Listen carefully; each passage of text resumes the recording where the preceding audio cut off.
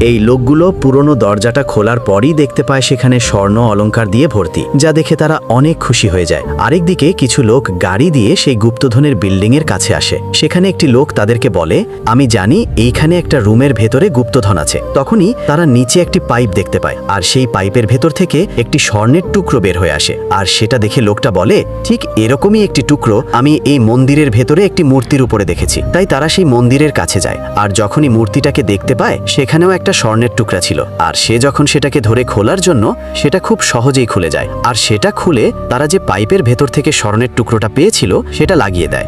লাগিয়ে দেওয়ার সাথে সাথে একটি দরজা বেরিয়ে আসে। সেই দরজার মধ্যে একটি চাবি দরকার, যে চাবিটা লোকটার কাছে ছিল। তাই সে পুরনো চাবিটা দরজার মধ্যে লাগিয়ে দরজাটাকে খুলে ফেলে। এটা দেখে তো তারা অবাক হয়ে যায়। তারপরে যখন দরজাটাকে ধাক্কা দিয়ে খুলে তারা দেখতে পায় সেখানে স্বর্ণ দিয়ে ভর্তি। আর সেটা দেখে তারা খুব খুশি হয়ে যায়, কারণ এত স্বর্ণ তারা জীবনেও দেখেনি।